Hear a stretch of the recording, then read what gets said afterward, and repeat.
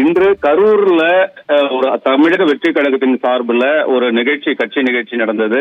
அங்க ஏற்கனவே கடந்த ஒரு 9 மாதங்களுக்கு முன்பு நடந்த அந்த கூட்ட நெரிசல்ல பலர் பலியான நிலையில அவர்களுக்காக ஒரு நிதி உதவி வழங்கக்கூடிய நிகழ்ச்சிகள் எல்லாம் இன்று நடைபெற்றது.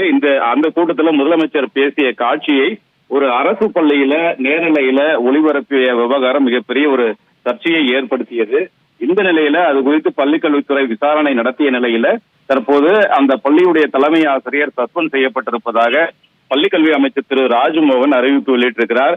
இது தொடர்பாக எக்ஸ் வலைதளத்துல அவர் வெளியிட்ட ஒரு அறிவிப்புல அரசு சார்பில் நடத்தக்கூடிய அதிகாரப்பூர்வ நிகழ்ச்சிகளை தவிர வேற எந்த ஒரு கட்சி நிகழ்ச்சிகளையும் பள்ளி வளாகங்கள்ல மாணவர்களுக்கு காட்டக்கூடாது இப்ப அப்படின்னு ஏற்கனவே உத்தரவை வழங்கியிருக்கிறோம். ஆனா இந்த உத்தரவை மீறி கரூர் மாவட்டம் கிருஷ்ணராயபுரம் ஊராட்சி ஒன்றியத்திற்கு உட்பட்ட அரசு பள்ளியில தமிழக வெற்றி கழகத்தின் நிகழ்ச்சியை நேரலை செய்து மாணவர்களுக்கு திரையிட்ட சம்பவம் தவறு என்று அமைச்சர் தெரிவித்திருக்கிறார். இந்த விவகாரம் சம்பந்தமா உடனடியாக விரிவான விசாரணை மேற்கொள்ள உத்தரவிட்டேன் என்றும் அந்த விசாரணையில தலைமை ஆசிரியர் தன்னிச்சையாக துறை உத்தரவுகளையும் ஒழுங்குமுறையை மீறி இந்த செயலில் ஈடுபட்டது உறுதி செய்யப்பட்டதாக அமைச்சர் தெரிவித்திருக்கிறார். இது தொடர்ந்து அந்த தலைமை ஆசிரியர் உடனடியாக ஒழுங்கு நடவடிக்கை எடுக்கப்பட்டு அவர் சஸ்பெண்ட் செய்யப்பட்டிருப்பதாகவும் தெரிவித்திருக்கிறார்.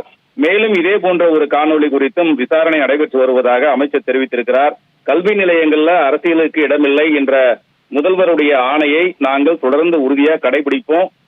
கல்வி கூடங்கள் என்பது கல்விக்காக மட்டுமே, அரசியலுக்காக அல்ல என்பது பள்ளி கல்வித்துறையின் தெளிவான கொள்கை. எனவே இது போன்ற சம்பவங்கள் இனி தமிழகத்துல எந்த பள்ளியிலும் நடைபெறாத அளவிற்கு அதிகாரிகள் உரிய நடவடிக்கை எடுக்கணும் அப்படின்னு சொல்லிட்டு அந்த எக்ஸ் வலைதள பதிவுல அமைச்சர் திரு ராஜ்மோகன் கேட்டுக்கொண்டிருக்கிறார்.